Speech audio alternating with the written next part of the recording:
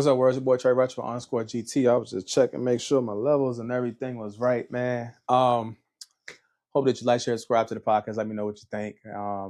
Make sure you subscribe on YouTube, G.Taylor Show. We're also on all your digital streaming platforms, Apple Podcasts, Spotify, anywhere that's streaming podcasts, we should be on it. So make sure to like, share, subscribe to that. Let me know how you think about the topics, and then also share with your friends, your family, your loved ones this episode. So listen, did a few episodes in the last few times. I did a who was G.Taylor episode that's coming out, and then also some stuff about sneakers, Road to DSW Part 4, my journey on the DSW journey, talking about my rural upbringing and background called Rural Beginnings, and also athlete mental health, and then also an episode on grief and loss during the holiday season. So got plenty of episodes to check in from, trying to stack this up as much as possible before I get too busy. But yeah, go check those episodes out. Let me know what you think. Like, share, subscribe, comment if you can, and then we move from there. So I won't be too long on this topic because it's something that I've talked about plenty of times. It's my research. Everybody knows that I'm pretty much heavy on Black male mental health, but I wanted to discuss this because it's a big, big, big topic that continues to trend. So I wanted to make sure that there was some education and awareness out there around mental health, suicide prevention, things of that nature, but also give some of my research that I've also been researching, especially for rural mental health and southern rural Black men. So obviously, Black men mental health is a big, big, big topic. I'm really excited and happy to see so much content that has shifted over the last 5 to 10 years around Black male mental health, because at one point there was only a few of us talking about Black male mental health. I can only think, I've been content creating probably since 16, 17, maybe, and maybe 18. And really, when I started thinking about Black male mental health content, the only brothers that I knew at that point in time were, my guy, the Black male therapist, Aaron Mueller, my bad, Aaron, Bashe Williams, and of course the GOAT, Rashawn, right? And his story was so impactful to people, and former athlete, names like that. So those were the three, and I got connected with my guy, hip hop social worker, Chris, out in Portland, and then my guy, Dr. James Bell, who's an equity strategist, that discuss, gets to some of the Black male mental health here and there. But and there was other folks. I'm gonna give credit to other folks out there, but it wasn't a lot of us out there making Black male content, mental health content. So I'm happy to see the evolution of the content, the education, the awareness. More guys are talking about it. It's got to be a collective effort. It just can't be 1 or 2, 3, 4 people. It has to be, a collective effort from everybody, from all different walks of life, because a lot of our experiences differ. And I say it all the time in my group chat. Like, I have my own experience as a Black man in rural Virginia, what I'm saying, versus my guys who are in Detroit and PDX, North Carolina, Georgia, things like that. We all have similarities, but different experiences as Black men in those spaces. So, obviously suicide right now, and for the last few years, between the ages of 10 to 25, 35 to 44, second and third leading causes of death of Black men. Of course, you have the pieces of physical health comorbidities, whether that's heart disease, stroke, cancer, things like that. But there's also, and then there's like homicide in there as well. But there's also suicide. And so that's a big concern, because it's not just affecting our men, but it's also affecting our different age brackets, from children to adolescents to I would say, young adults, emerging adults, and also into middle adulthood. And so this has been going for quite some time, y'all. This has been happening for a few past, I would say, last decade. A lot of times I've seen information or research around, we don't know what's wrong. We don't know why, brothers are suffering in silence and they're not seeking out the care. And, one of the things is, there was a big push for brothers to go to therapy, which I think a lot of us did go to therapy. And it was like, and there was a big media kind of community campaign on go to therapy. You need to go to therapy, need to go to therapy, need to go to therapy, which is fine, But therapy is not the end all be all. It's just not. And that's as a former therapist who's in community with therapists, who works with therapists, who's done therapy. It's not the end all be all. There are opportunities where other elements are there. One of the biggest topics that come up from a lot of times for brothers when I was working in therapy was fear of the unknown. Now, fear of the unknown is pretty much, I don't know what the future may hold. I'm fearful of it. I'm anxious of it. I don't know what it is hold. And there's a control aspect of it there. And the only way I know how to control it somewhat is to put myself in position to be prepared for it. Now, preparation may look different for each brother, whoever that might be, age range, are they in relationship? Do they have children? What stage in the career they are in? Things like that. This is where the intersectionality theory comes into play. These different positions that these black men hold that they might not be aware are intertwining together, right? Or they've never explored their identity outside of these roles and positions. So when I have these conversations with brothers, and I've had conversations with brothers in multiple settings, y'all. I think that peer settings are best for brothers. There's research to support that peer settings do help. And I implore brothers to ask the question around what type of peer setting do you need at the moment? Obviously, we can all benefit from mental health and, some type of mental health well-being, stuff with, us as men. But is it a career setting? Is it a mentor setting? Is it an education setting? Is it a social setting? Is it a mental setting, physical setting, things of that nature? For example, I have individuals groups of in my life through my different various lenses and hats that I wear that support and pour into me as much as I pour into them. That probably would never intersect in some form or fashion unless it's on my podcast, right? So I have a community where I play basketball with, right? If I'm balling or playing ball, there's a small community of guys that I play basketball with. And if I get in there enough, we'll continue to build enough relationships with those individuals to play basketball with, right?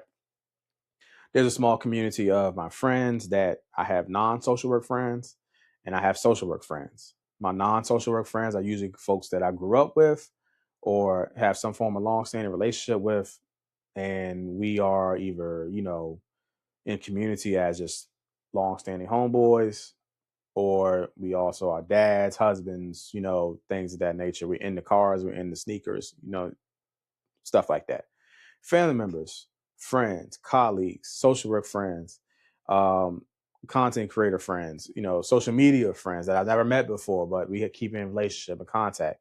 So, faith friends, church family, things like that.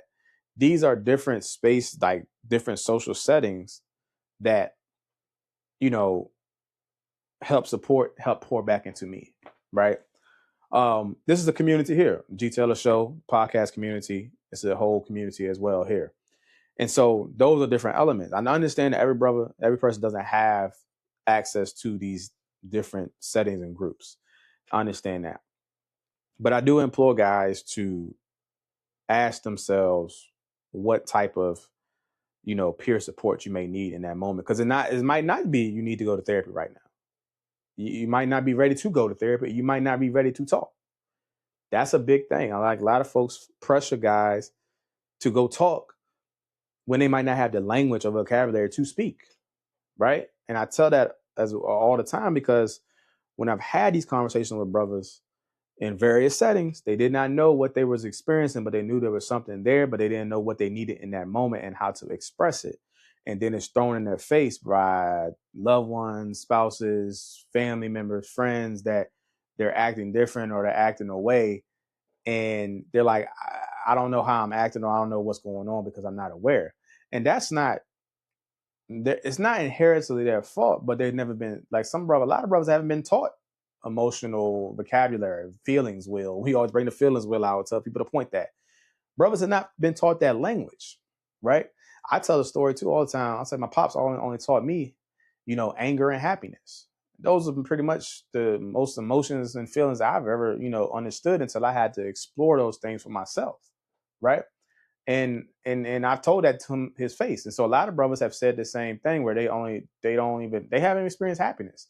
They don't know what happiness is outside of some type of external materialistic gain, right? And even in that fades after the thing has been, accepted or captured, or I bought the latest sneaker and I finally got it. Now I'm happy, but that happiness now dissipated after I slept on it because I already got the thing. And so we consume and we buy and we, try to self-fulfill in those aspects. And so as you see, we're talking about mental health. It's not just this one thing of managing symptoms or you're pressed or you're sad. It also has to do with your whole being, who you are as a person, how you see yourself, how you view yourself, but also how other people perceive you and what they are perceiving about you.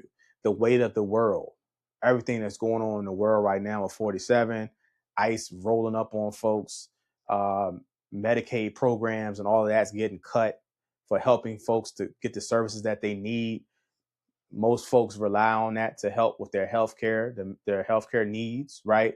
To afford groceries earned a week, to get by check to check because of, income as well. Let's not act like, we live in a perfect society where the income that we make, right, covers all of the supplies and things we need on a daily basis. Inflation has made the cost of goods rise substantially, right? And the cost of goods and inflation has risen significantly for the last 5 to 10 years, especially since the pandemic, but salaries and wages have not. And for Black men who are not, typically the top earners outside of other ethnicities and racial groups, right? We're stuck with that situation, right? We're stuck with that burden to make ends meet. So even when we start talking about, we'll go to therapy and do that, I might have insurance to afford it, but I might not have enough to cover the copay because that 25 or that 30 is going to cover gas right now for the week to bridge me over until I get paid again. You feel what I'm saying? So these different elements of our life, the positionality, the intersectionality of it all, is something that has to be looked at when talking about the mental health of Black men, right? And if we continue to excuse it, then we just only are looking at one aspect, the element of that Black man's identity. We haven't even talked about sexual orientation, and then also the masculinity aspect of all of this, right? Those are other elements that impact, brothers and how they may feel and show up, right?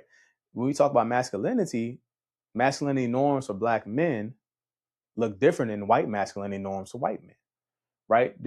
There's a shift in understanding of Black male masculinity that has been passed down from generation to generation. When you go talk to the older generation or the seasoned saints, right? The mindset of protecting the family, not showing any, emotion or pain, is really rooted in the response due to, living in a racist environment or a racist society, right?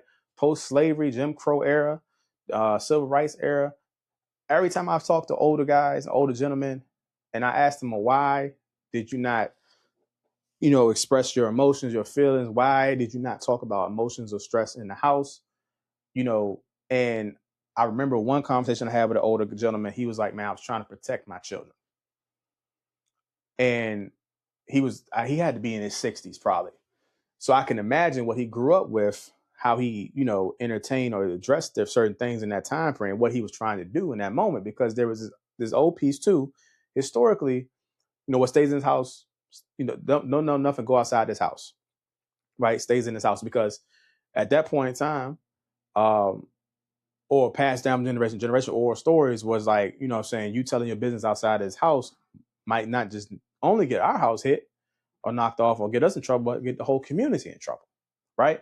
And we've had enough communities, black communities, that have been wiped off the face of the earth for racism, discrimination, for less, right? And so you think about those aspects, those elements.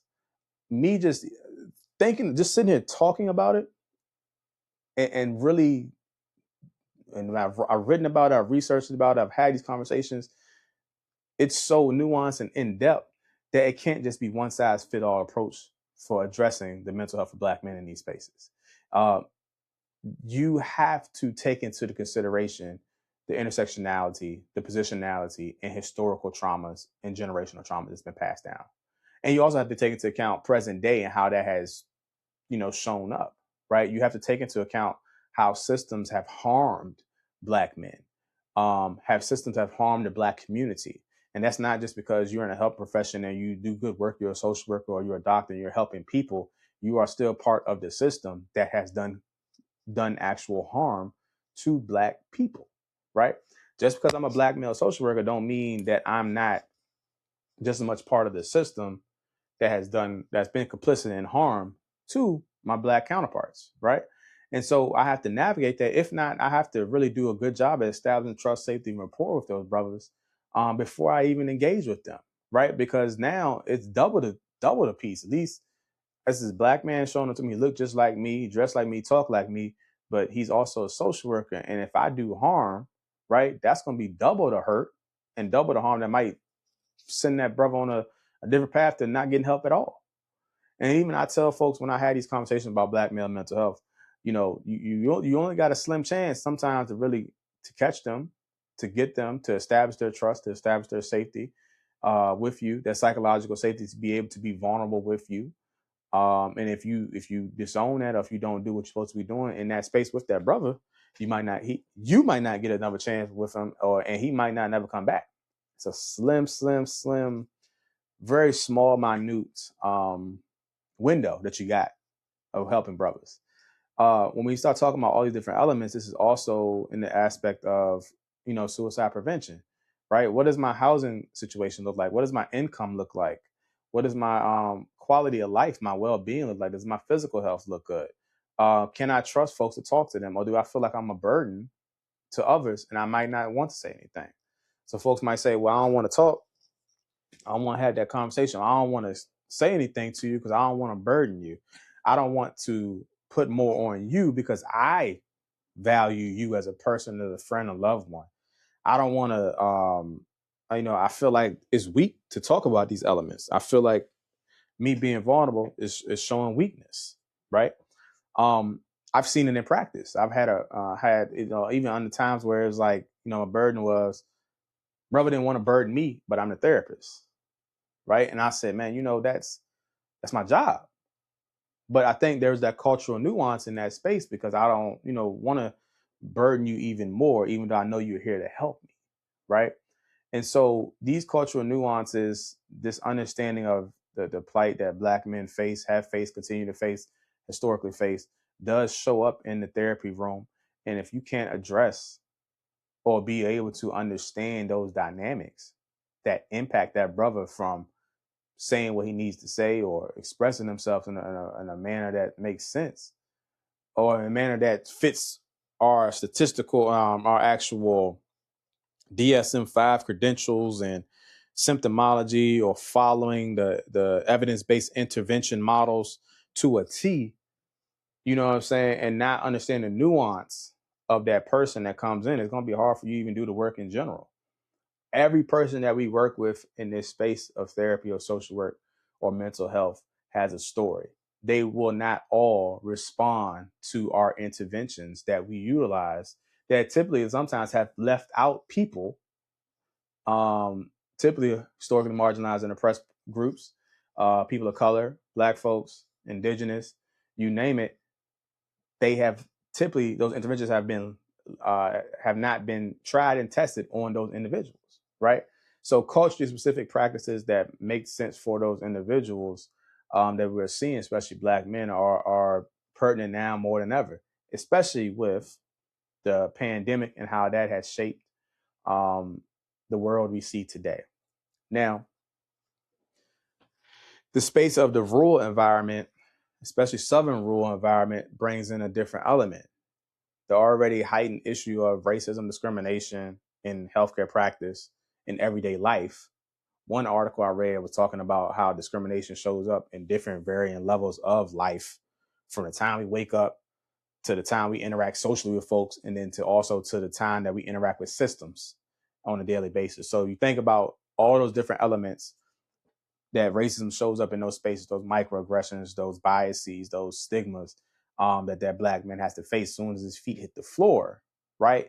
That not only just the concept of, the treatment due to the color of my skin, but that also affects how I view myself, my own mental health, my self-esteem, stress management, how I show up and how I come up to these spaces, right? A lot of, if I'm working and I'm trying to maintain and I can't afford to lose my job because I got to pay rent, I got to take care of myself, right?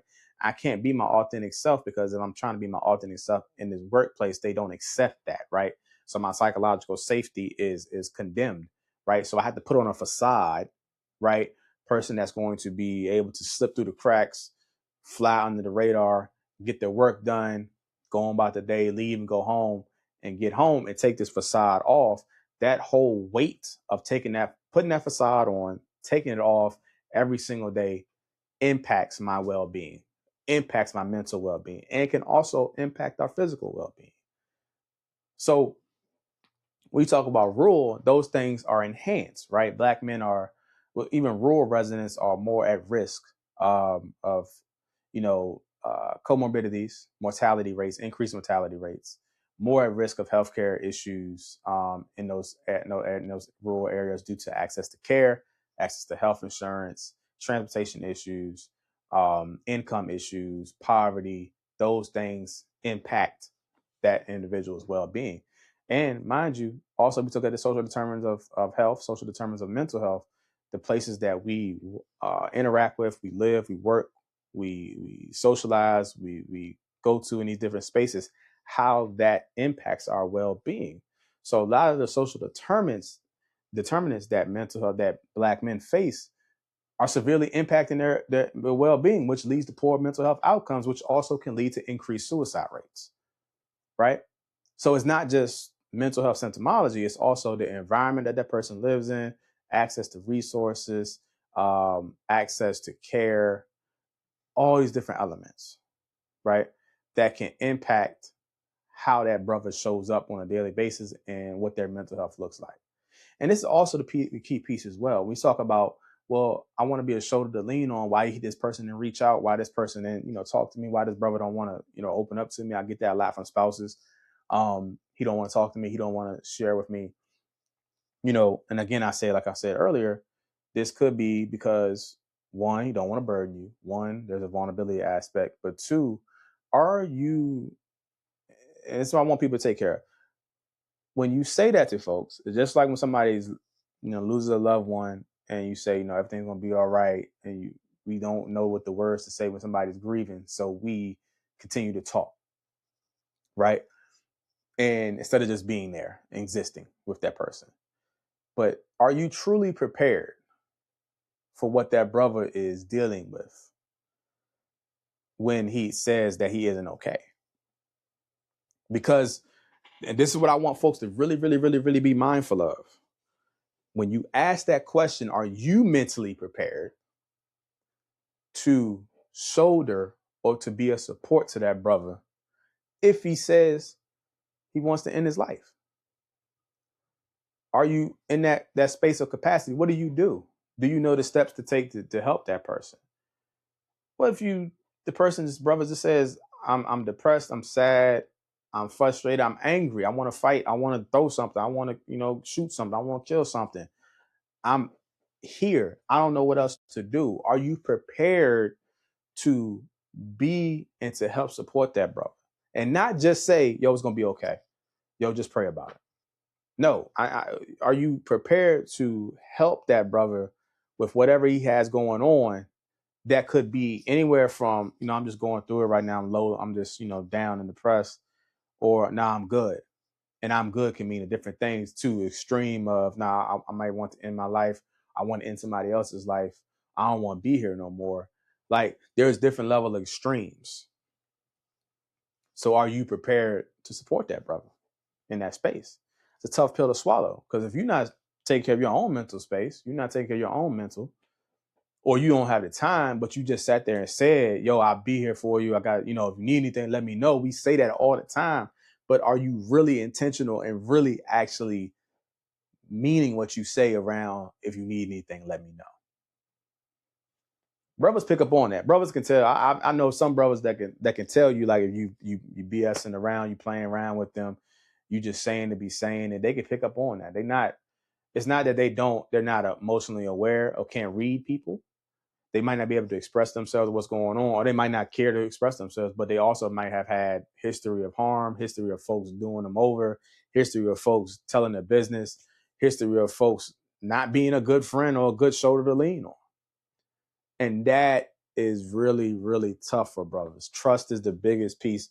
Even when I talk about Black male mental health, talk about, working with folks in Black male mental health, I say, man, I tell everybody, I don't care how many interventions, how many credentials you got, how everything you trained in, if you cannot establish trust, safety, that psychological safety and rapport with brothers, is going to be hard to engage with them.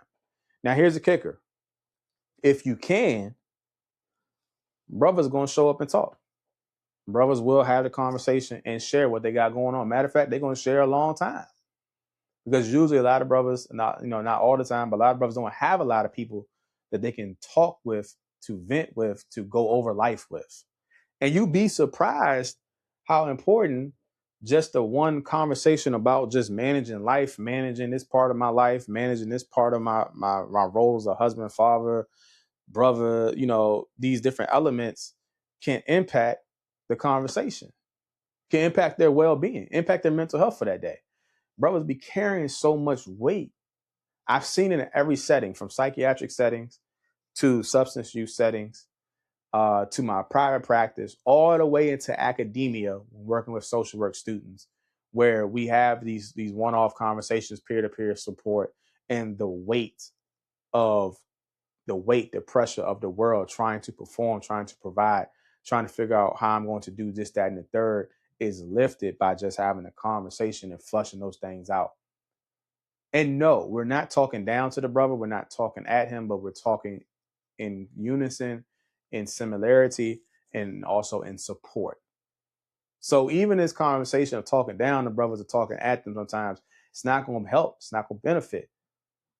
You got to figure out what's the best approach when working with brothers, or just talking with them in general, that's going to help support them.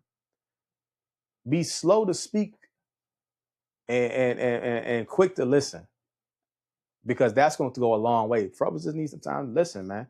Have a conversation, talk. Let folks know that they there, but don't be so quick to give advice. I think that's the other piece too. I think we all trying to help when we want to be helpers, especially as helpers. We want to help. We want to help. We want to fix. We want to fix. I'm a fixer. So I want to always fix and give solutions. What I've practiced in the last few years, especially with a lot of my brothers, is, what do you want me to do? Do you want me to listen, or do you want me to help provide, solutions to the challenges that you may face? Giving folks the option on that. But I'm going to start with listening. And I might ask, or I might get the cue, but I'm going to start with listening. And as long as I'm listening, a lot of brothers, I get that stuff off their chest, they move on, they good. But a lot of us don't have the spaces, the safety to express what we feel in those spaces, man. So, if you got folks, brothers that need to talk, man, I encourage you all to, help them. Or if this brother looking at this and listening to this, find a peer support group. Peer support group based upon what you need in a moment. Is it mental health needs? Is it just life? Is it coaching? Is it, school education? Is it career? Is it, trauma? Things like that. I didn't even talk about the trauma aspect of all this. Right? I know a lot of brothers who deal with a lot of trauma that have never, worked through it. right? And have not, done the work, the process through it just yet. I implore you to do that, right? And then if you need a therapist, then there are opportunities, there are resources for therapists. It's resurgence, not resurgence, but there's an increase of therapists, black male therapists out here than when I started, because I didn't know a lot of them.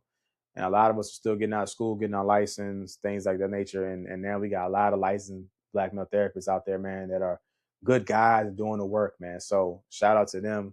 So we can find you a black male therapist, some form of fashion. Just be mindful that some of them are not licensed in all the states. We can't practice in state lines unless we got license in that state. And then secondly, even though there's been an increase, we're still in a shortage. So you're not going to always find a black male therapist. It takes about 7 to 10 years for somebody to become a fully licensed therapist. So just keep that in mind. But we're out here. We're definitely out here. And so, yeah, man. And there's a lot of support groups out there. I've seen a lot of more peer support groups out there, whether that's mental well-being, life, career, you name it. You got your ERG groups at some of your jobs that can help with just career stuff. Even though I know brothers don't want to do that sometimes, because like I still don't trust this ERG group. If I come back and say something, they're gonna go back and tell such and such. But there are different ways to help your mental well-being. You just have to figure out if you know. If you don't, find somebody so they can help you work through that, because it's kind of hard to pinpoint to as well. But take the time to take some inventory to figure out what type of support do I need. Is it mental support? Is it, mentor support? Is it mentor support in a certain area of my life? Do I need some form of fellowship, camaraderie with brothers in certain spaces? Is that faith, church? Is that, socially, right? Do I want to get some brothers together to go watch the ball game, go play basketball, go play sports, go play football, get into a league, rec league, something like that? Do I need camaraderie or connection with, social media wise? And can I create a group there? Like we have Facebook groups and things of that nature to help support. There are a lot of different ways to manage this thing, but we have to figure out what that thing is that you need, right? So if you can figure it out and see what that takes you. But if not, yeah, definitely talk to somebody, reach out to somebody to see what that thing is. And then if it is therapy, let's go start you in therapy, and go from there. So make sure you like, share, subscribe to the podcast. Let me know what you think. Hopefully this was a good kind of understanding of what black male mental health looks like, how nuanced and layered it may be. I'm pretty sure I missed a lot of different things in here. And so I just wanted to get kind of an episode out, a newer one, because I've talked about this topic before. I talked about it so much. But again, there are opportunities and resources there for you. Like, share, subscribe to the podcast. Let me know what you think. We're on Apple Podcasts, Spotify, the G.Taylor Show on YouTube. Share this with somebody that might need it and benefit from it. And yeah, man, hopefully this helps. I hope you have a great week. Hope that everything works out. And yeah, man, we'll talk soon. All right. Take care. Peace.